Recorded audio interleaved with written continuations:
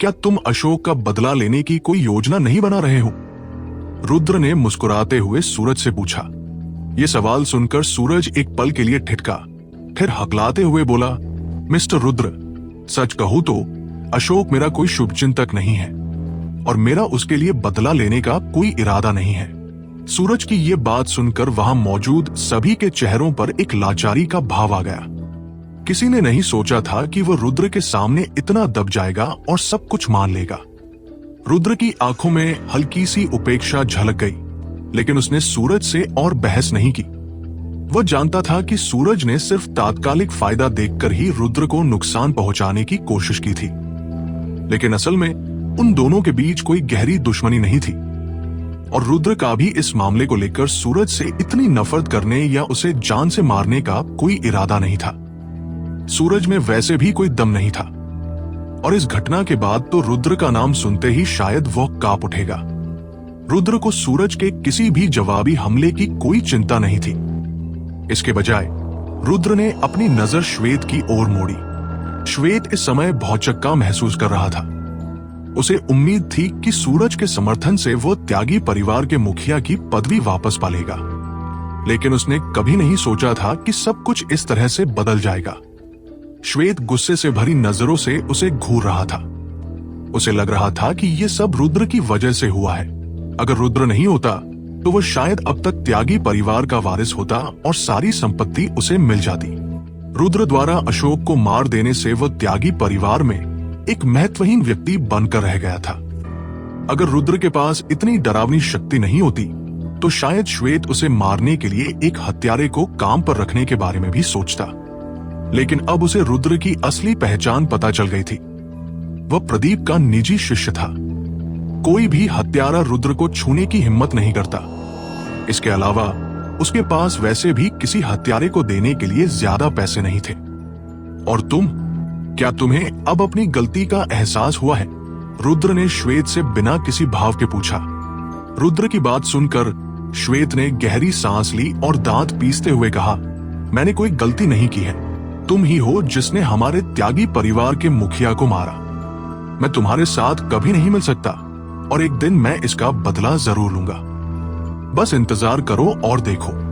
अज्ञानी मूर्ख।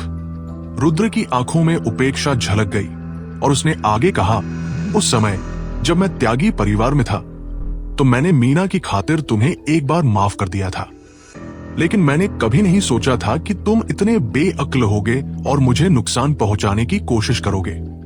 इस बार मैं तुम्हें माफ नहीं करूंगा। तुम क्या करना चाहते हो? श्वेत ने घबराकर पूछा। रुद्र ने श्वेत को अनदेखा किया और सीधे अभिषेक द्विवेदी की ओर मुड़ा और कहा, चूंकि इस आदमी को जरा भी समझ नहीं है, इसके हाथ पैर तोड़ दो और फिर इसे बाहर फेंक दो। जी। अभिषेक द्विवेदी ने सिर हिलाया और तुरंत श्वेत के पास गया। मेरे पास मत आना। क्या तुम जानते हो कि मैं कौन हूं? अगर तुमने मुझे छूने की हिम्मत की तो मैं श्वेत अपनी बात पूरी कर पाता इससे पहले ही एक चीख सुनाई दी। कुछ ही सेकंड में उसके हाथ पैर टूट गए और उसे बाहर फेंक दिया गया। सब कुछ इतनी तेजी से हुआ कि वहां मौजूद सभी ने श्वेत की बस कुछ चीखें सुनी और फिर उसे बाहर फेंकते हुए देखा। किसी ने उम्मीद नहीं की थी कि रुद्र इतना निर्दयी होगा और सच में श्वेत के खिलाफ कार्रवाई कर देगा। मिश्रा परिवार के लोग तुरंत श्वेत को अस्पताल ले जाने के लिए दौड़े, लेकिन शायद बहुत देर हो चुकी थी। अभिषेक द्विवेदी का हमला रुद्र के हमले से कहीं ज्यादा कठोर था। हालांकि श्वेत का दर्जा इन लोगों की नजरों में महत्वहीन था, फिर भी रुद्र ने उसके पैर तोड़कर वहां मौजूद सभी लोगों को एक चेतावनी दे दी थी। वे सभी समझ गए थे कि इस समय रुद्र केवल श्वेत के खिलाफ ही नहीं, बल्कि उनमें से किसी के भी खिलाफ कार्रवाई करने की हिम्मत रखता था। मिश्रा परिवार के सदस्यों के चेहरे इस पल तनाव से भर गए थे।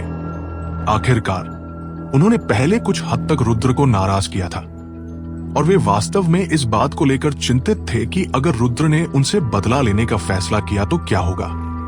रेवती रुद्र के पीछे खड़ी थी। उसकी खूबसूरत आंखें रुद्र की पीठ पर टिकी थी और वो बहुत उत्साहित महसूस कर रही थी। उसकी नजरों में वो एक सच्चे प्रभावशाली व्यक्ति थे, निर्णायक और बिना किसी हिचकिचाहट के। उसने उनके बारे में पहले कई बातें सुनी थी, लेकिन यह पहली बार था जब उसने उन्हें कार्रवाई करते हुए देखा था। सुदेशना की आंखों में भी आश्चर्य की एक झलक दिखाई दी। इन वर्षों में वो कई उत्कृष्ट युवा प्रतिभाओं से मिली थी, लेकिन उसकी नजरों में वे रुद्र की बराबरी नहीं कर सकते थे। रुद्र से एक ऐसा प्रभुत्व का भाव निकलता था जो दूसरों में नहीं था। कोई आश्चर्य नहीं कि प्रिया इस आदमी पर फिदा हो गई। इसमें सचमुच एक अदम्य आकर्षण है। सुदेशना अपने मन में आहें भरे बिना नहीं रह सकी। इस बीच नाइल और सूरज जमीन पर घुटने टेक कर बैठे थे। उनके चेहरे डर से भरे थे। उन्होंने मन ही मन राहत महसूस की कि उन्होंने पहले ही रुद्र के सामने घुटने टेक कर माफी मांग ली थी। अगर उन्होंने ऐसा नहीं किया होता तो शायद अब उनके पैर टूटे होते। राजकुमार का शरीर हल्का सा कांपा और उसने अनजाने में अभिषेक द्विवेदी की ओर देखा। हालांकि अभिषेक द्विवेदी ने उसे अनदेखा कर दिया। वह भी राजकुमार से नाराज था। अगर राजकुमार ने उसे यहां न बुलाया होता तो वह रुद्र को नाराज नहीं करता। सौभाग्य से निहाल ने रुद्र की पहचान बता दी, वरना अगर उसने सच में रुद्र पर हमला किया होता तो वह बड़ी मुसीबत में फंस सकता था। तब रुद्र ने शांति से राजकुमार की ओर देखा। उसकी नजर देखते ही राजकुमार को कड़वाहट भरी मुस्कान आई और उसने धीरे से कहा, ऐसा लगता है कि आज हमारे मलिक परिवार की हार हुई। राजकुमार की बातें सुनकर बाकी लोग उदास महसूस किए बिना नहीं रह सके। कौन सोच सकता था कि अंत में मलिक परिवार रुद्र से हार जाएगा। मिस्टर रुद्र, मैं अज्ञानी होने के लिए माफी मांगता हूं।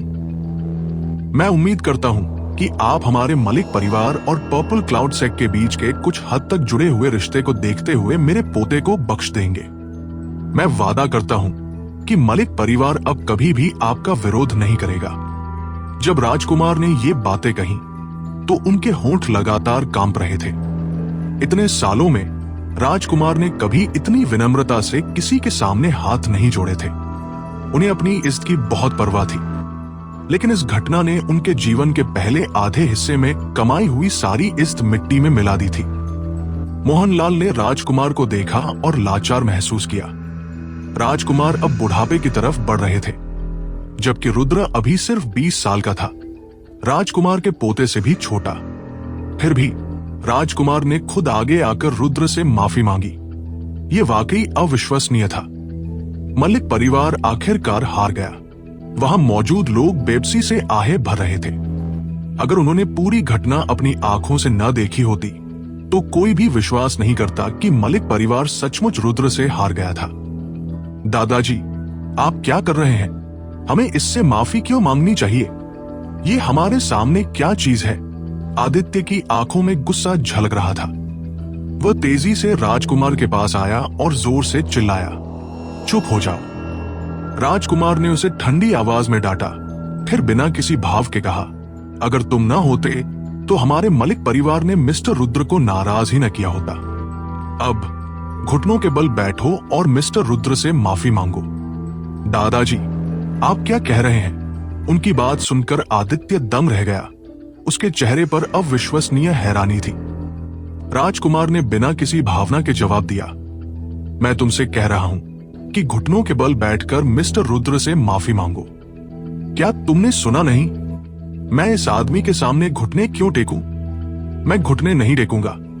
आदित्य ने जिद से चिल्लाया, नालायक पोते, मैं तुम्हें हुक्म देता हूं कि घुटने टेको। राजकुमार ने अपनी आवाज ऊंची की, मैंने कहा मैं घुटने नहीं टेकूंगा। मैंने कुछ गलत नहीं किया है। आदित्य ने दांत पीसे, ठीक है, जब तुम घुटने टेकने से मना कर रहे हो तो मैं तुम्हारी जगह मिस्टर रुद्र के सामने घुटने टेकूंगा। राजकुमार चिल्लाए और सचमुच रुद्र के सामने घुटने टेकने लगे। दादाजी, आप क्या कर रहे हैं? आदित्य ने हड़बड़ी में राजकुमार को रोकने के लिए हाथ बढ़ाया और फुसफुसाते हुए कहा, मैं घुटने क्यों न टेकूं? क्या ये काफी नहीं होगा? ये कहने के बाद वो सीधे रुद्र के सामने घुटने टेक कर बैठ गया, लेकिन वो गुस्से से रुद्र को घूर रहा था। वो इस पल को याद रखना चाहता था। माफी मांगो, राजकुमार ने धीमी आवाज में कहा। आदित्य ने गहरी सांस ली और फिर बिना किसी भाव के कहा, रुद्र, मुझसे गलती हुई है। क्या तुम्हें सच में अपनी गलती का एहसास है? रुद्र ने शांत लहजे में पूछा। आदित्य का चेहरा गुस्से से लाल हो गया, लेकिन फिर भी उसने दांत पीसते हुए कहा, मुझे सच में अपनी गलती का एहसास है। मुझे उम्मीद है कि तुम बड़े दिल वाले बनकर मुझे जाने दोगे। एक पल के लिए सब शांत हो गए। सबने आदित्य को हैरानी से घूरना शुरू कर दिया। किसी ने नहीं सोचा था कि इसका अंत इस तरह होगा। आदित्य ने सचमुच रुद्र के सामने घुटने टेक कर माफी मांगी। दूसरी ओर रुद्र बिना किसी भाव के खड़ा रहा, जैसे उसने आदित्य को देखा ही न हो। रुद्र ने कुछ नहीं कहा, इसलिए आदित्य खड़े होने की हिम्मत नहीं कर सका। वो वही घुटनों के बल बैठा रहा। इस समय उसका चेहरा बेहद बदसूरत लग रहा था। कुछ भी हो, आदित्य एक विशेषाधिकार प्राप्त युवा मास्टर के रूप में जाना जाता था। जहां भी जाता था उसकी तारीफ होती थी। फिर भी अब वो एक ऐसे व्यक्ति के सामने घुटने टेक कर बैठा था जिसे कभी सब नीचा समझते थे। उसके मन में तो मरने तक के विचार आने लगे थे, लेकिन वह जानता था कि वह मर नहीं सकता, क्योंकि उसे अभी भी बदला लेने का मौका ढूंढना था। राजकुमार से यह बर्दाश्त नहीं हुआ और वह रुद्र के पास आए। फिर धीरे से कहा, मिस्टर रुद्र, मेरे पोते को अपनी गलती का एहसास हो गया है। क्या अब आप इसे खड़े होने दे सकते हैं? खड़े हो जाओ। रुद्र ने शांत लहजे में कहा। आदित्य ने यह सुना और तुरंत खड़ा हो गया। राजकुमार ने एक गहरी सांस ली और फिर भीड़ की ओर मुड़े और कहा, आज हमने जो परेशानी खड़ी की उसके लिए मैं वाकई माफी चाहता हूं। मुझे उम्मीद है कि आप सब हमें माफ कर देंगे। ये कहने के बाद राजकुमार आदित्य के साथ जाने की तैयारी करने लगे। आखिरकार मलिक परिवार की आज बहुत बेइज्जती हो चुकी थी और उनमें अब और रुकने की हिम्मत नहीं थी। क्या मैंने तुम्हें जाने की इजाजत दे दी? लेकिन तभी रुद्र ने अचानक बोलना शुरू कर दिया। राजकुमार चौंक गए, मुड़कर रुद्र को देखा और हैरानी भरे लहजे में पूछा, मिस्टर रुद्र, क्या आपको और कुछ कहना है?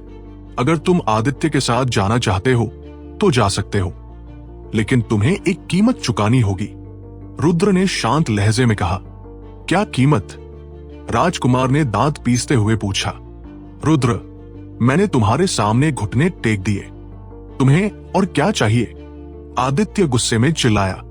हालांकि तुमने मेरे सामने घुटने टेक कर माफी मांगी है, लेकिन इसका मतलब ये नहीं है कि तुम बिना किसी नुकसान के जा सकते हो।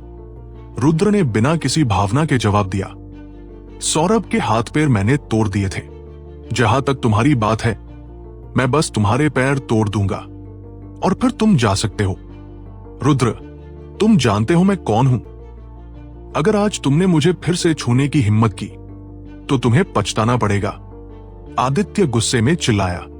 मिस्टर रुद्र, हम पहले ही माफी मांग चुके हैं। क्या यह हद से ज्यादा नहीं हो रहा है? राजकुमार ने भी गुस्से में आवाज ऊंची की। अब मैं जीता हूं। आदित्य के पैर तोड़ना पहले ही काफी रहम है, लेकिन अगर आज बाजी पलट जाती तो तुम मेरे साथ क्या करते? क्या तुम बस मुझे मार ही नहीं डालते? रुद्र ने आंखें सिकोड़ी और राजकुमार से पूछा। रुद्र के सवाल पर राजकुमार निशब्द रह गए। वास्तव में अगर आज रुद्र हार जाता तो उसका हश्र सिर्फ पैर टूटने से कहीं ज्यादा बुरा होता। कार्रवाई करो, रुद्र ने अभिषेक द्विवेदी से कहा। जी। अभिषेक द्विवेदी ने सिर हिलाया और फिर आदित्य की ओर बढ़ा। मिस्टर रुद्र, प्लीज ऐसा मत कीजिए, मैं आपसे विनती करता हूं। राजकुमार ने जल्दी से अभिषेक द्विवेदी के सामने गुहार लगाई। हालांकि अभिषेक द्विवेदी ने ऐसे काम किया जैसे उसने कुछ सुना ही न हो और उसने सीधे आदित्य की जांघ पर लात मार दी। इसके तुरंत बाद आदित्य एक भयानक चीख मारकर जमीन पर गिर गया। कुछ ही सेकंड बाद अभिषेक द्विवेदी वापस रुद्र के पास लौट आया। राजकुमार ने रुद्र को गुस्से और बेप्सी के मिलेजुले भाव से घूरा, लेकिन एक पल बाद राजकुमार ने धीरे से आह भरी और दबी आवाज में कहा, यह कैसी विपत्ति है। यह कहने के बाद वह बेहोश आदित्य के साथ हॉल से निकल गए। वह जानते थे कि अब और रुकने का कोई फायदा नहीं था और इस तरह यह नाटक आखिरकार उनके जाने के साथ समाप्त हुआ। अंतिम परिणाम ने सभी को हैरान कर दिया। राजकुमार के आदित्य के साथ जाने के बाद वहां मौजूद लोगों का जश्न जारी रखने का मन नहीं रहा। उन्होंने मोहनलाल को विदाई दी और वहां से जाने लगे। इतना सब होने के बाद मोहनलाल का भी जन्मदिन की दावत जारी रखने का मन नहीं था, इसलिए उन्होंने संक्षेप में सभी से बात की और उन्हें विदा करना शुरू कर दिया। ये अनुमान था कि मिश्रा परिवार के हवेली में आज हुई घटनाएं जल्द ही पूरे कानपुर में या यहां तक कि पूरे पुणे में फैल जाएंगी। तब तक हर किसी के मन में रुद्र के लिए एक नया प्रभाव होगा, यानी मिस्टर रुद्र का। मिस्टर रुद्र, हम भी चलते हैं। निहाल, शौर्यवीर सिंह और बाकी लोगों ने रुद्र की तरफ देखा और कहा, आप सबने बहुत मेहनत की। रुद्र ने धीरे से जवाब दिया। निहाल और शौर्यवीर सिंह हल्के से मुस्कुराए और फिर जब्ब के साथ वहां से निकल गए। भले ही रुद्र ने ज्यादा कुछ नहीं कहा, लेकिन वह अंदर ही अंदर इन दोनों का बहुत आभारी था। चाहे कुछ भी हो, जब भी वह सबसे खतरनाक स्थिति में होता था, वे हमेशा उसके लिए मौजूद रहते थे। तकरीबन आधे घंटे बाद मिश्रा फैमिली की उस हवेली में सिर्फ रुद्र और मिश्रा फैमिली के सदस्य ही बचे थे। मोहनलाल उत्साहित होकर विजयलक्ष्मी के पास गए और बोले, विजयलक्ष्मी, तुम्हारी बेटी ने इस बार हमारी मिश्रा फैमिली के लिए कितना अच्छा दामाद ढूंढा है। ये तो बस प्रिया की किस्मत है। विजयलक्ष्मी भी इस समय सदमे में थी और हकलाते हुए जवाब दिया, इस बार मैं तुम सबका कर्जदार हूं। मुझे कभी उम्मीद नहीं थी कि रुद्र का बैकग्राउंड इतना खतरनाक होगा। अगर मुझे पहले पता होता तो मैं उस समय रुद्र के साथ ऐसा व्यवहार नहीं करता। इसके बजाय मैं उसे खुश करने की कोशिश करता। मोहनलाल बोलते रहे, रुद्र को खुश करना। यह सुनकर विजयलक्ष्मी की आंखों में एक पल के लिए लाचारी का भाव आया। आखिरकार वो नहीं जानता था कि रुद्र के साथ उसके रिश्ते भी बहुत खराब थे। पहले वो खुद रुद्र को सबसे ज्यादा नीचा दिखाती थी, इसलिए उसने तुरंत कहा, प्लीज ऐसा मत कहिए। कुछ बातें वैसी नहीं हैं जैसा आप सोचते हैं। रुद्र और मेरे बीच कुछ गलतफहमियां थी। चाहे कुछ भी हो, तुम रुद्र की सास हो। तुम दोनों के बीच क्या गलतफहमियां हो सकती हैं? मुझे अब सचमुच अपराध बोध महसूस हो रहा है। चीजें इस तरह खत्म हुई हैं और मुझे नहीं पता कि इसका असर प्रिया और रुद्र के रिश्ते पर पड़ेगा या नहीं। अब मोहनलाल की सबसे बड़ी चिंता शायद यही थी। आखिरकार आदित्य और राजकुमार इस मुकाबले से पूरी तरह बाहर हो चुके थे और अब वे केवल रुद्र पर ही भरोसा कर सकते थे। वैसे भी रुद्र का बैकग्राउंड मिश्रा फैमिली के लिए सहारा बनने के लिए काफी प्रभावशाली था। विजयलक्ष्मी को समझ नहीं आ रहा था कि मोहनलाल से क्या कहे। विजयलक्ष्मी, तुम्हारा ये दामाद कोई मामूली इंसान नहीं है। अगर हमारी मिश्रा फैमिली को इतना शक्तिशाली सहारा मिल जाए तो हो सकता है कि हम भविष्य में और भी बड़ी चीजें हासिल कर सके। मोहनलाल ने अपने विचारों को नहीं छिपाया और सीधे विजयलक्ष्मी से बात की। ये सुनकर विजयलक्ष्मी को गर्व महसूस हुआ, क्योंकि मोहनलाल का उससे इस तरह बात करना हमेशा उसका सपना रहा था। आज आखिरकार उसने इसे हासिल कर लिया, लेकिन अंदर ही अंदर उसे चिंता थी कि रुद्र के साथ उसके रिश्ते शायद इतने अच्छे नहीं हैं और मिश्रा फैमिली की देखभाल करने के लिए उससे कहना आसान नहीं होगा। तो उसने आगे कहा, मैं रुद्र को बहुत लंबे समय से नहीं जानती। कुछ बातों के बारे में मैं बात नहीं कर सकती। तुम्हें प्रिया को ही ये संभालने देना चाहिए। ये सुनकर वो तुरंत विजयलक्ष्मी का मतलब समझ गए और मुस्कुराते हुए प्रिया के पास जाकर बोले, प्रिया, मैं जानता हूं कि तुम इतने सालों से हमारी मिश्रा फैमिली में नहीं रही हो, लेकिन चाहे कुछ भी हो, तुम्हारे अंदर हमारी मिश्रा फैमिली का खून है। तो क्या तुम हमारी खातिर मिस्टर रुद्र से बात कर सकती हो और उनसे कह सकती हो कि वो भविष्य में हमारी मिश्रा फैमिली का ध्यान रखें। प्रिया ने मोहनलाल की बातें सुनी और उसकी आंखों में लाचारी की एक चमक आई। फिर उसने रुद्र की तरफ अनजाने में देखा। जो कहना है कहो। रुद्र ने धीरे से प्रिया से कहा, ठीक है। प्रिया ने धीरे से सिर हिलाया और फिर बिना किसी भाव के कहा, अब तुम्हें पता चला कि मैं मिश्रा फैमिली का हिस्सा हूं। जब तुम लोग मेरा इस्तेमाल करते थे तब तुमने कभी इन बातों के बारे में सोचा था? जब तुम सबने मुझे रुद्र के साथ रहने से रोका था तब तुमने इन बातों के बारे में सोचा था? प्रिया, मैं उस समय बस भ्रमित था। मोहनलाल ने जल्दी से कहा, अब एहसास होना थोड़ा देर हो चुकी है। प्रिया ने बिना किसी भाव के कहा और जारी रखा, इस बार मैं यहां तुम सबको, मिश्रा फैमिली के सभी लोगों को ये बताने आई हूं कि मैं विजयलक्ष्मी की बेटी हूं। लेकिन मैं विजयलक्ष्मी को अपनी मां नहीं मानती। उसने कभी मां होने की अपनी जिम्मेदारियां पूरी नहीं की और हमेशा मेरा इस्तेमाल करने की कोशिश की है। मुझे नहीं लगता कि वह जैसी है वो मेरी मां कहलाने के लायक है।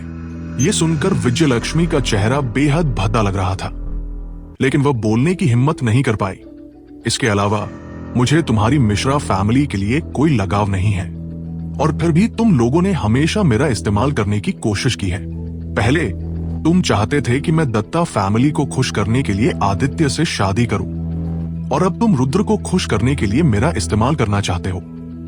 मैं, प्रिया, कोई उपकरण नहीं हूं, और जो कुछ तुम लोगों ने किया है उससे मुझे घिन आती है। इसलिए आज से मेरा, प्रिया का तुम्हारी मिश्रा फैमिली से कोई संबंध नहीं है, और मैं नहीं चाहती कि तुम्हारे परिवार का कोई भी सदस्य मेरी जिंदगी को फिर कभी परेशान करे। ये कहने के बाद प्रिया को बहुत बेहतर महसूस हुआ। उसने रुद्र की तरफ देखा, रुद्र ने दूसरी तरफ, सबकी तरफ ठंडी नजर से देखा और कहा, प्रिया मेरी मंगेतर है, क्या तुम सबने ये सुना? सबने घबराए हुए भाव से रुद्र को देखा। उनके चेहरे पर बेचैनी भरी हुई थी। क्या तुम सब गूंगे हो? क्या तुमने साफ सुना या नहीं? रुद्र ने धीमी आवाज में दहाड़ लगाई। हमने साफ सुन लिया। मोहनलाल ने लाचार होकर सिर हिलाया। अगर तुम में से किसी ने भी मिश्रा फैमिली से दोबारा प्रिया की जिंदगी में दखल देने की हिम्मत की तो मुझे अशिष्ट होने के लिए दोष मत देना। ये कहकर रुद्र प्रिया की तरफ मुड़ा और कहा, बात अब खत्म हो गई, हमें चलना चाहिए। हाँ, प्रिया ने जल्दी से सिर हिलाया। रुद्र ने सीधे प्रिया का हाथ पकड़ा और हवेली के निकास की ओर चल दिए। मिश्रा फैमिली के लोग रुद्र और प्रिया के दूर जाते हुए चेहरों को देखते रहे। उनके भाव लाचारी से भरे थे। इस पल वे सचमुच रुद्र और प्रिया को रोकना चाहते थे, क्योंकि ये उनकी मिश्रा फैमिली के लिए जीवन में एक बार मिलने वाला मौका था। हालांकि अब किसी में बोलने की हिम्मत नहीं थी। मानो अगर उन्होंने उस समय रुद्र के प्रति थोड़ी भी दयालुता दिखाई होती तो चीजें इस तरह खत्म नहीं हुई होती। जहां तक विजयलक्ष्मी की बात थी, उसका चेहरा न केवल शर्मिंदा था बल्कि उदास भी था। उसने कभी उम्मीद नहीं की थी कि प्रिया इतनी पत्थर दिल होगी, यहां तक कि अपनी सगी मां को भी कोई इज्जत नहीं देगी। मोहनलाल ने लंबी आह भरी और बिना किसी भाव के कहा, मैंने शुरू में सोचा था कि विजयलक्ष्मी प्रिया की मां है और प्रिया शायद विजयलक्ष्मी की खातिर हमारी मिश्रा फैमिली को एक मौका दे, लेकिन अब ऐसा लगता है कि बहुत देर हो चुकी है। हमारी मिश्रा फैमिली ने एक बड़ा मौका खो दिया। सुना जा सकता था कि ये शब्द कहते हुए मोहनलाल अफसोस से भरे हुए थे। मिश्रा फैमिली भी बेबस थी। आज मिश्रा फैमिली ने न केवल मलिक फैमिली को खो दिया बल्कि रुद्र को भी नाराज कर दिया। यह तो ऊपर वाले का शुक्र था कि रुद्र उनसे बदला नहीं ले रहा था। वे वास्तव में उम्मीद कर रहे थे कि रुद्र मिश्रा फैमिली को सुरक्षा देगा, लेकिन यह तो बस एक हवाई सपना था। एक पल के लिए हर कोई गहरे आत्मदोष में डूब गया। आखिरकार इस बार उन्होंने जो किया था वो सचमुच बेवकूफी थी। उन्हें एक शानदार मौका मिला था, लेकिन उन्होंने खुद ही उसे बर्बाद कर दिया। अगर ये बात फैली तो पूरी मिश्रा फैमिली दूसरों की नजरों में मजाक बनकर रह जाएगी। पिताजी, आपको इतना दुखी होने की जरूरत नहीं है। आखिरकार किसी को उम्मीद नहीं थी कि रुद्र का इतना भयानक बैकग्राउंड होगा। हमें गलत आंकने के लिए दोष नहीं दिया जा सकता। अरुण मिश्रा ने कुछ पल हिचकिचाने के बाद मोहनलाल से फुसफुसाकर कहा। यह सुनकर मोहनलाल को थोड़ा गुस्सा आ गया और वह चिल्लाया, तुम्हें यह कहने की हिम्मत कैसे हुई? क्या तुम सब बेकार हो? मिश्रा फैमिली के इतने सारे संपर्क हैं, फिर भी हम इस मामले की ठीक से जांच नहीं कर सकते।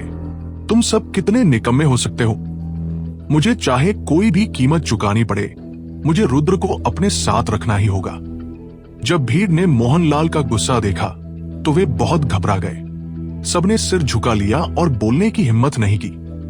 लेकिन तभी सुदेशना अचानक बोली, दादाजी, रुद्र बहुत शक्तिशाली है, तो क्या वह इस वजह से मिश्रा फैमिली से बदला नहीं लेगा?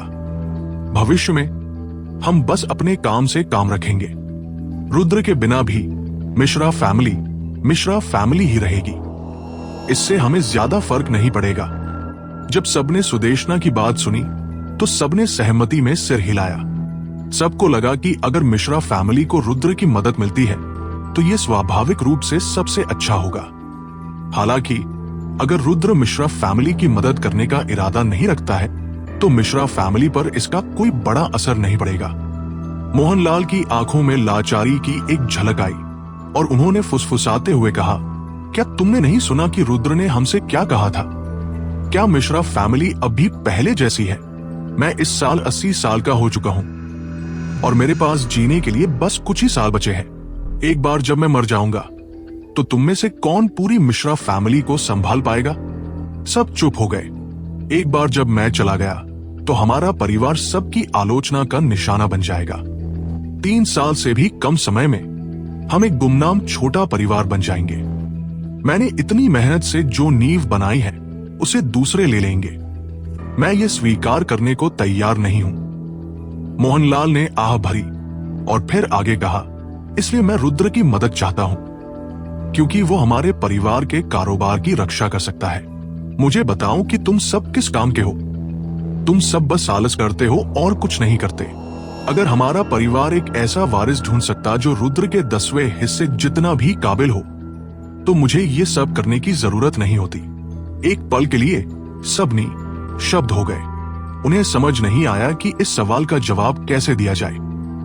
वे अपने दिल में यह भी जानते थे कि उनमें वास्तव में मिश्रा फैमिली को संभालने की क्षमता नहीं है और इतने सालों में परिवार ने कई दुश्मन भी बना लिए थे। एक बार जब मोहनलाल की मृत्यु हो जाती तो परिवार बड़े खतरे में पड़ जाता। मैं रुद्र के पास जाकर माफी मांगने के लिए घुटने टेकूंगा। अरुण ने जोश में आकर चिल्लाया। जब सबने अरुण की बात सुनी तो उन्हें बहुत बुरा लगा। आखिरकार ये वही लोग थे जो रुद्र को परिवार से बाहर निकालना चाहते थे, लेकिन अब वे रुद्र को वापस आने के लिए भीख मांगने जा रहे थे। इस दुनिया में इससे ज्यादा शर्मनाक और कुछ नहीं हो सकता था। तुम घुटने टेक कर रुद्र से वापस आने की भीख भी मांगोगे तो भी वो वापस नहीं आएगा। मोहनलाल ने लाचारी से सिर हिलाया। वो नहीं आएगा? ये सुनकर अरुण खुद पर कड़वाहट से हंसे। वो बेहद लाचार लग रहे थे। मोहनलाल की बातें सुनकर परिवार के सभी सदस्य स्तब्ध रह गए।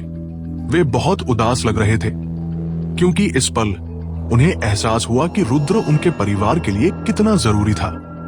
अगर उन्हें बस यह बताया जाता कि रुद्र कितना महत्वपूर्ण है तो परिवार समझ नहीं पाता। हालांकि मोहनलाल द्वारा ये शब्द कहने के बाद यह स्पष्ट था कि वह मिश्रा फैमिली के सभी लोगों को बता रहे थे कि रुद्र भविष्य में मोहनलाल की जगह ले सकता है। वर्तमान मिश्रा फैमिली पूरी तरह से अकेले मोहनलाल के दम पर टिकी हुई थी। अगर परिवार के पास मोहनलाल की सुरक्षा नहीं होती तो यह शायद एक सामान्य छोटे परिवार से अलग नहीं होता। हालांकि मोहनलाल अब बूढ़े हो चुके थे और मिश्रा फैमिली को हमेशा के लिए ऐसे बचाना असंभव था। इसलिए मोहनलाल ने पहले जो कुछ भी किया था वो मिश्रा फैमिली के लिए एक नया समर्थक खोजने की कोशिश के अलावा और कुछ नहीं था। यह नया समर्थक आ चुका था और उन्हें जीवन में एक बार मिलने वाला अवसर दे चुका था। दुर्भाग्य से इन लोगों ने इस अवसर को नहीं लपका। किसी ने उम्मीद नहीं की थी कि परिवार अपनी उम्मीदें रुद्र और प्रिया मेहरा पर टिकाएगा। अतीत में मिश्रा फैमिली ने रुद्र और प्रिया को नीचा दिखाया था। अब इसे केवल किस्मत के खेल के रूप में ही वर्णित किया जा सकता है। पिताजी, अब हमें क्या करना चाहिए? अरुण ने कुछ देर हिचकिचाया और मोहनलाल से घबराते हुए पूछा। मोहनलाल ने धीरे से सिर उठाया और अरुण को लाचारी भरी निगाहों से देखा। उन्होंने धीरे से सिर हिलाया और धीमी आवाज में कहा, मुझे नहीं पता कि अब क्या करना है। हम बेहतरीन मौका पहले ही खो चुके हैं। अब हमारे लिए रुद्र को रोकना असंभव है। जब सबने मोहनलाल की बात सुनी तो वे और भी चिंतित हो गए। आखिरकार ये मामला मिश्रा फैमिली के भविष्य के भाग्य को प्रभावित कर सकता था। वे इसे हल्के में कैसे ले सकते थे? एक पल के लिए मिश्रा फैमिली के सभी सदस्यों ने सिर झुका लिया। किसी को नहीं पता था कि वे क्या सोच रहे थे।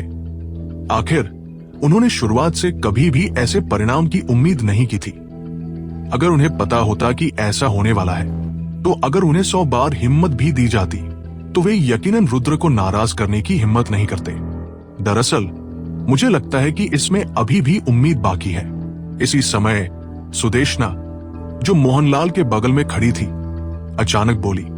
सुदेशना की बात सुनकर सबने उसकी तरफ देखा और वे थोड़े असमंजस में लग रहे थे। सुदेशना, क्या तुम्हारे पास कोई बढ़िया सुझाव है? अरुण ने उत्साह से पूछा।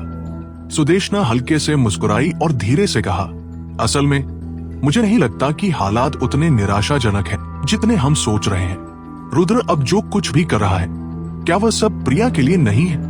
प्रिया? अरुण की आंखों में एक अजीब सी चमक दिखी। हाँ, बिल्कुल सही। इस पूरी स्थिति में सबसे अहम इंसान प्रिया ही है। मैं महसूस कर सकती हूँ कि रुद्र प्रिया को दिल से पसंद करता है और उसने जो कुछ भी किया वह सिर्फ इसलिए ताकि प्रिया उसके साथ रह सके। यह भी साबित करता है कि प्रिया उसके लिए कितनी जरूरी है।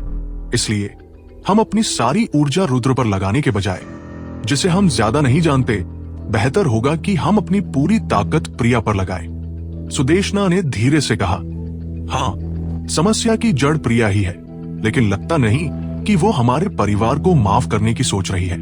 मोहनलाल ने माथे पर बल डालते हुए कहा, हो सकता है कि हमारे परिवार की तरफ से सच्चाई में कमी हो। अगर हम पूरी ईमानदारी दिखाए तो हम प्रिया को जरूर मना पाएंगे। एक बार जब वो हमारे परिवार की मदद करने के लिए राजी हो जाती है तो बाकी समस्याएं अपने आप हल हो जाएंगी। सुदेशना ने मोहनलाल की तरफ देखते हुए कहा। यह सुनकर मोहनलाल और भी ज्यादा असहाय लगने लगा। उसने फुसफुसाते हुए कहा, प्रिया को हमारे परिवार की मदद के लिए तैयार करना आसान काम नहीं है। आखिरकार हमने आज उसे नाराज किया है। दादाजी, आज के मामले में बेशक हम गलत थे, लेकिन ये मत भूलिए कि प्रिया चाहे कुछ भी हो, वो मिश्रा फैमिली की ही सदस्य है। उसके शरीर में जो खून बह रहा है वो मिश्रा फैमिली का ही है। खून पानी से ज्यादा गाढ़ा होता है। जब तक हम अपनी ईमानदारी दिखाते रहेंगे, प्रिया इस बात को पकड़े नहीं रहेगी। सुदेशना ने प्यार से कहा। एक गहरी सांस लेने के बाद मोहनलाल ने मुड़कर विजय लक्ष्मी मिश्रा की तरफ देखा। आखिरकार विजय लक्ष्मी प्रिया की सगी मां थी। विजय लक्ष्मी के अलावा कोई और यह काम नहीं कर सकता था। चाचा जी, प्रिया और मैं एक दूसरे को ज्यादा समय से नहीं जानते। प्रिया हमेशा अपने पिता के साथ रही है। अगर प्रिया को अपनी यादें वापस न मिली होती तो शायद यह आसान होता, लेकिन अब जब उसे अपनी यादें वापस मिल चुकी हैं, तो मेरे समझाने का भी ज्यादा असर नहीं होगा। विजय लक्ष्मी ने बहुत अटपटे ढंग से कहा, मैं तुम्हारी स्थिति जानता हूं। मुझे तुमसे अभी प्रिया को हमारे परिवार की मदद के लिए राजी करने की जरूरत नहीं है। भविष्य में तुम्हें बस प्रिया और रुद्र के साथ अच्छे संबंध बनाने हैं। मोहनलाल ने धीरे से जवाब दिया। ठीक है। विजय लक्ष्मी ने हल्के से सिर हिलाया। विजय लक्ष्मी, ये बहुत जरूरी है, इसलिए हमारा परिवार तुम्हें बिना किसी शर्त के समर्थन देगा। अगर तुम उन दोनों के साथ रिश्ते को ठीक कर सकी तो तुम मिश्रा फैमिली की हीरो बनोगी। भविष्य में हमारे परिवार का उत्थान और पतन सब तुम पर निर्भर करेगा। मोहनलाल ने आगे जोड़ा। यह सुनकर विजय लक्ष्मी की आंखों में उत्साह की एक चमक दिखी। उसने जल्दी से कहा, चाचा जी, चिंता मत कीजिए। मैं प्रिया और रुद्र के साथ अपने रिश्ते को सुधारने में जरूर अपना सर्वश्रेष्ठ दूंगी। ठीक है। मोहनलाल ने धीरे से सिर हिलाया, फिर अरुण की ओर मुड़ा और कहा, अब जाओ और रुद्र और प्रिया का पता लगाओ।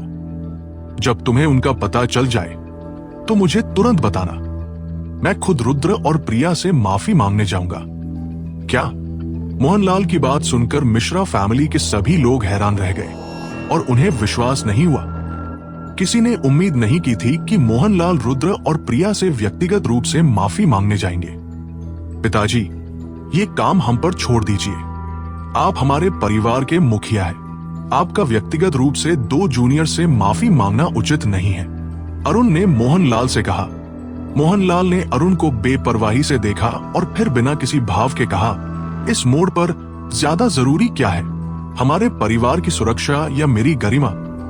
इसके अलावा रुद्र ने आज मलिक परिवार के साथ जो कुछ भी किया वो जल्द ही पूरे शहर में फैल जाएगा।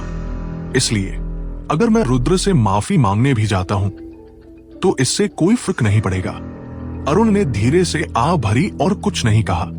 मोहनलाल ने सबकी तरफ देखा और एक पल के लिए झिझका, फिर आगे कहा, एक और बात है, अब से प्रिया हमारे मिश्रा फैमिली की भावी मुखिया होगी। भविष्य में जब भी तुम प्रिया को देखो, तुम्हें मुखिया जैसा शिष्टाचार दिखाना होगा। अगर किसी ने भी उसके साथ बदतमीजी करने की हिम्मत की तो मुझे नाराज होने और तुम्हें मिश्रा फैमिली से निकालने के लिए दोष मत देना। क्या? मोहनलाल की बात सुनकर सब और भी ज्यादा सदमे में आ गए।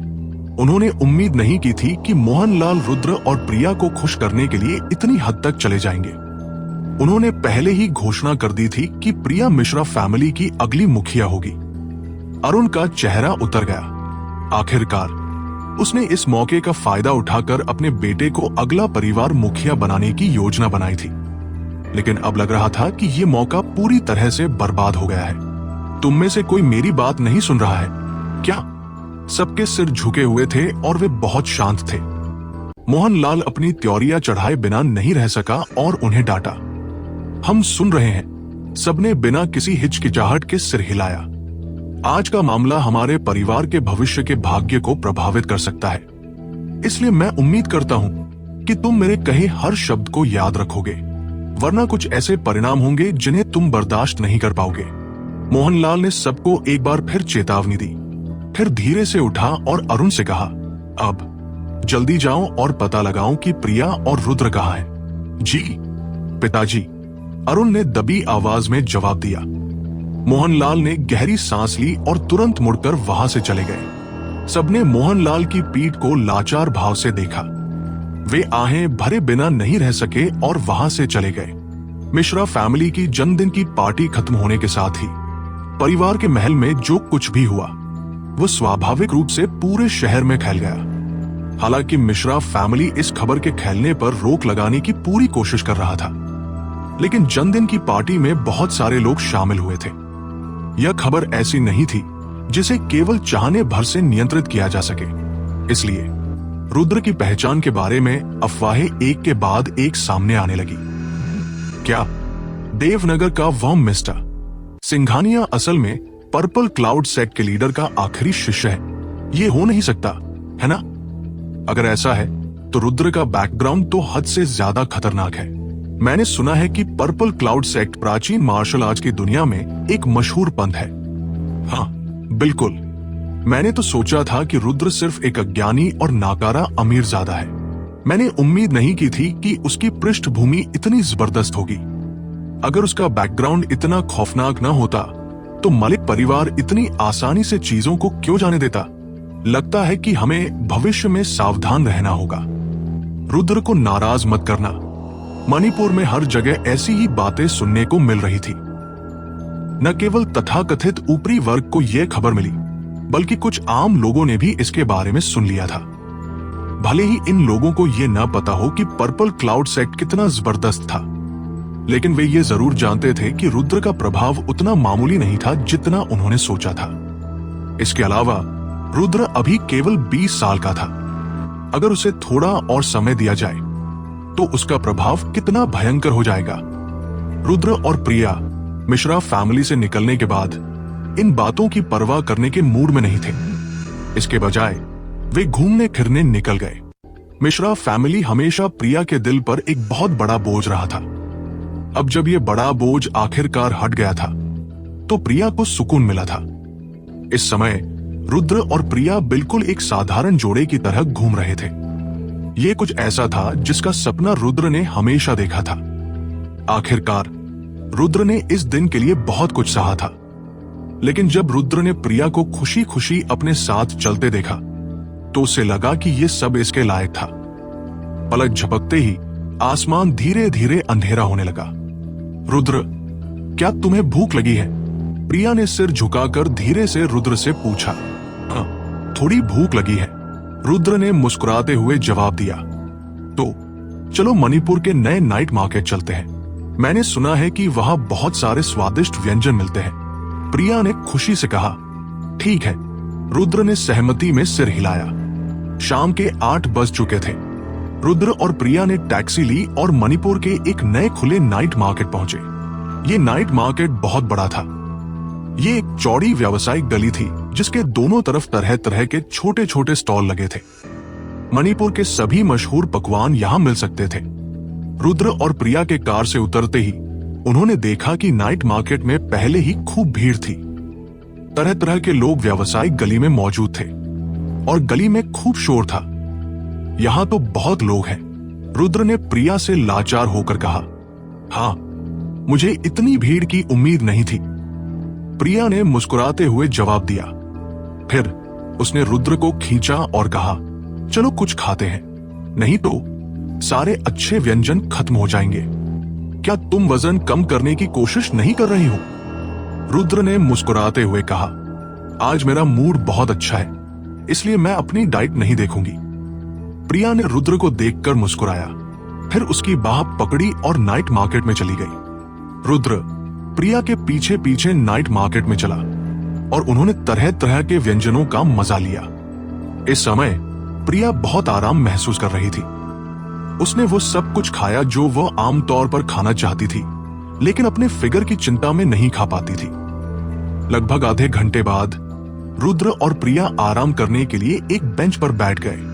आज मैं बहुत खुश हूं, मैं इतने लंबे समय से इतनी खुश नहीं हुई हूं। प्रिया ने मुड़कर रुद्र को देखा और मुस्कुराते हुए कहा, मैं भी बहुत खुश हूं। रुद्र ने सहजता से जवाब दिया और प्रिया को अपनी बाहों में खींच लिया। प्रिया ने अपना सिर रुद्र के कंधे पर रखा और उससे फुसफुसाकर कहा, काश ये हमेशा ऐसा ही रहे। चिंता मत करो, भविष्य में कोई भी हमारी जिंदगी में दखल नहीं देगा। रुद्र ने मुस्कुराते हुए जवाब दिया। रुद्र की बात सुनकर प्रिया ने धीरे धीरे सिर ऊपर उठाया और उसे देखा। वह थोड़ी चिंतित लग रही थी, लेकिन उसने कुछ नहीं कहा। रुद्र ने प्रिया के चेहरे पर चिंता देखी और वो कुछ कहने ही वाला था कि तभी उसने देखा कि लोगों का एक बड़ा समूह नाइट मार्केट में घुस आया था और पर्यटकों को भगाने लगा था। ये दिख रहा था कि पर्यटक कुछ हद तक अनिच्छुक थे, लेकिन अंत में उनके पास जाने के अलावा कोई चारा नहीं था। कुछ ही मिनटों में नाइट मार्केट के 80% पर्यटक वहां से भगा दिए गए थे। इसके अलावा नाइट मार्केट के दोनों किनारों पर घेराबंदी कर दी गई थी, जिसका मतलब था कि पर्यटकों को अंदर आने की इजाजत नहीं थी। ये लोगों को क्यों भगा रहे हैं? प्रिया की आंखों में थोड़ी भ्रम की झलक थी। उसने माथे पर बल डालकर रुद्र से पूछा, जरूर कुछ हुआ होगा। रुद्र ने बेपरवाही से जवाब दिया, तुम दोनों अभी भी वहां क्या कर रहे हो? जल्दी जाओ, बाहर वालों को इस इलाके में आने की इजाजत नहीं है। तभी एक अधेड़ उम्र के आदमी ने रुद्र पर चिल्लाया। रुद्र ने उस आदमी की बात सुनी तो वह थोड़ा नाखुश लगा। उसने मुंह खोला और कुछ कहने ही वाला था।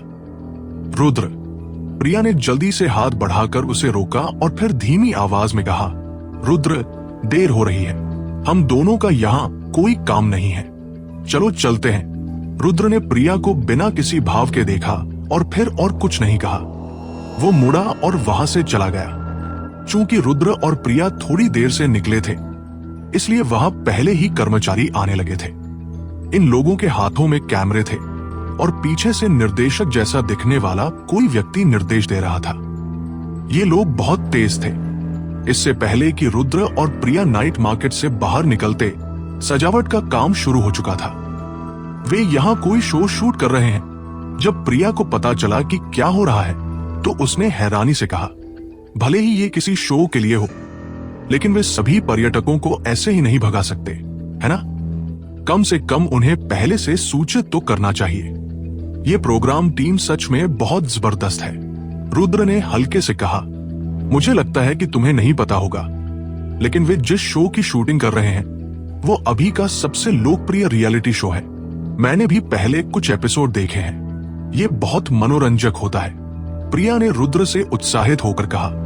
जब रुद्र ने प्रिया की बातें सुनी तो वो कुछ हद तक लाचार था।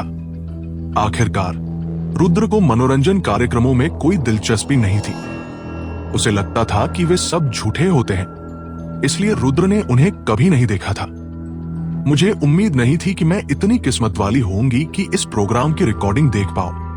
प्रिया ने रुद्र की तरफ देखते हुए उत्साह से चिल्लाया, फिर उसकी ओर मुड़कर कहा, रुद्र, चलो अभी नहीं चलते, ठीक है? मैं देखना चाहती हूं कि उनका शो कैसे फिल्माया जाता है। ठीक है, वैसे भी वापस जाकर भी हम दोनों को कुछ खास करना नहीं है। रुद्र ने हल्के से सिर हिलाया। वाह, चलो एक बेहतर सीट ढूंढते हैं। प्रिया ने जल्दी से रुद्र को एक तरफ खींच लिया। इस समय रुद्र को आखिरकार समझ आया कि वे पर्यटक इतनी आज्ञाकारिता से क्यों चले गए थे। पता चला कि ये लोग सेलिब्रिटीज की लाइव रिकॉर्डिंग देखने का इंतजार कर रहे थे। इसके अलावा कुछ कट्टर फैंस को पहले ही खबर मिल चुकी थी और वे सेलिब्रिटीज के नाम वाले कार्ड पकड़े हुए थे। लगभग 10 मिनट बाद एक मेल और एक फीमेल सेलिब्रिटी उस नाइट मार्केट में आए। दोनों के चेहरे पर हल्की सी मुस्कान थी और वे आसपास के फैंस को लगातार ग्रीट कर रहे थे। वे दोनों बहुत जवान लग रहे थे। लड़का हैंडसम था, जबकि लड़की सुंदर और खूबसूरत दिख रही थी। वो बहुत प्यारी भी लग रही थी। ये दोनों तो अभी डेब्यू करने वाले छोटे सेलिब्रिटी लगते हैं। ये बहुत फेमस नहीं है, लेकिन चूंकि वे इस शो की रिकॉर्डिंग कर रहे हैं, इसलिए उन्हें काफी फैंस मिल गए हैं। प्रिया ने मुड़कर रुद्र को देखा और धीरे से उससे कहा, अच्छा। रुद्र ने बिना किसी भाव के सिर हिलाया और कुछ नहीं कहा। आखिरकार उसे एंटरटेनमेंट इंडस्ट्री की इन चीजों में सचमुच कोई रुचि नहीं थी। इसके बाद कुछ और सेलिब्रिटीज वेन्यू में आए। ये सेलिब्रिटीज भी कोई बहुत फेमस नहीं थे। प्रिया की याददाश्त वापस आ चुकी थी।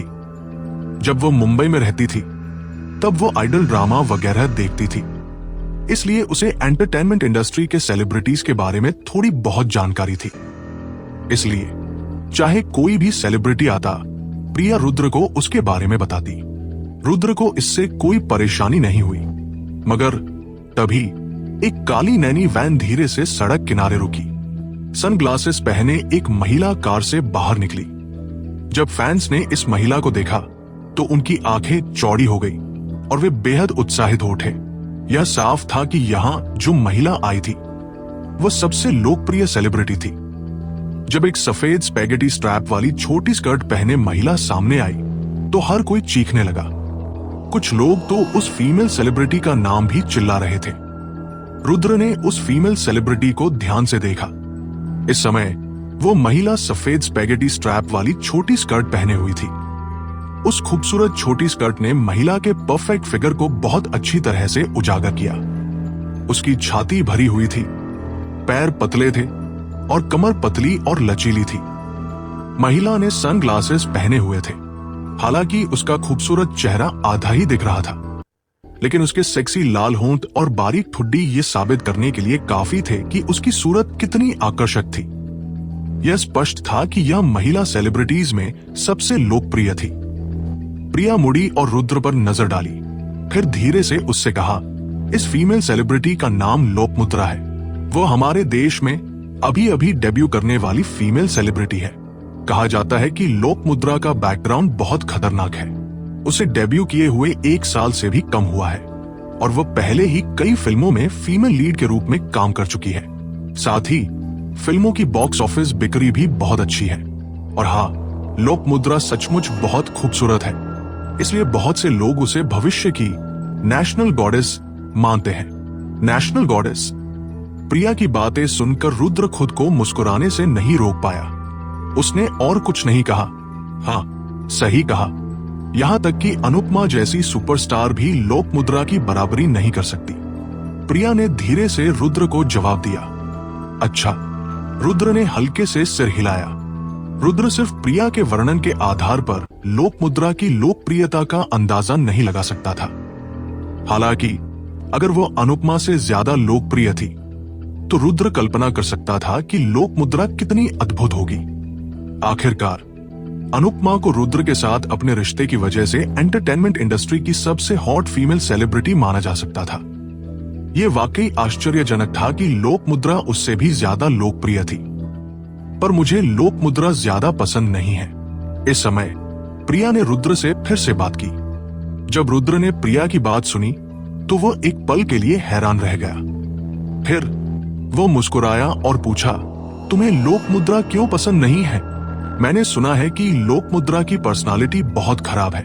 साथ ही इंटरनेट पर बहुत सारी अफवाहें हैं कि उसका कोई अमीर शुगर डैडी है, इसलिए मुझे उसके लिए कोई अच्छी राय नहीं है। प्रिया ने गंभीर चेहरे के साथ रुद्र को समझाया। अच्छा, ये बात है। रुद्र मुस्कुराया और सिर हिलाया। फिर उसने समय देखने के लिए अपना फोन निकाला और धीरे से कहा, ठीक है, अब देर हो रही है। वैसे भी तुम्हें लोक मुद्रा बहुत पसंद नहीं है। चलो हम वापस चलते हैं। ठीक है, प्रिया ने सिर हिलाया और मुड़ गई, रुद्र के साथ जाने का इरादा रखते हुए। हालांकि जैसे ही रुद्र और प्रिया मुड़ने और जाने वाले थे, एक डायरेक्टर जैसा दिखने वाला बीच की उम्र का आदमी रुद्र के पास आया। उसने रुद्र को रोकने के लिए अपना हाथ आगे बढ़ाया, फिर रुद्र की तरफ मुस्कुराया और कहा, जवान आदमी, कृपया 1 मिनट रुकिए। जब रुद्र ने बीच की उम्र के आदमी की बात सुनी तो वह एक पल के लिए हक्का बक्का रह गया। फिर उसने उलझन भरे चेहरे के साथ पूछा, क्या आप मुझसे बात कर रहे हैं? हाँ, मैं आपसे ही बात कर रहा हूं। बीच की उम्र के आदमी ने सिर हिलाया और आगे कहा, जवान आदमी, आपकी किस्मत अच्छी है। थोड़ी देर में हमारे शो को मेहमानों के साथ इंटरैक्ट करने के लिए कुछ राहगीरों की जरूरत पड़ सकती है। आपको चुन लिया गया है, इसलिए मेरे साथ आइए और हमारे मेकअप आर्टिस्ट को आपका मेकअप करने दीजिए। मैं आपको स्क्रिप्ट भी दिखा दूंगा। मेहमानों के साथ इंटरैक्ट। जब रुद्र ने बीच की उम्र के आदमी की बात सुनी तो उसकी आंखों में संदेह की एक झलक आई। प्रिया थोड़ी हैरान लग रही थी। रुद्र के आसपास के लोग उसे ईर्ष्या और जलन भरी नजरों से देखने लगे।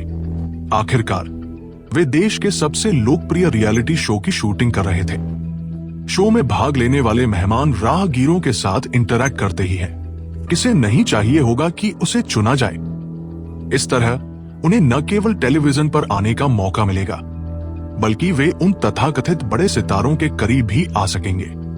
उन सितारों के फैंस के लिए ये निश्चित रूप से जीवन में एक बार मिलने वाला अवसर था। मुझे माफ करना, मुझे अभी कुछ काम है। आप लोग किसी और को ढूंढ लें। हालांकि रुद्र को इस तरह की चीजों में कोई रुचि नहीं थी, इसलिए उसने उस आदमी को मना कर दिया।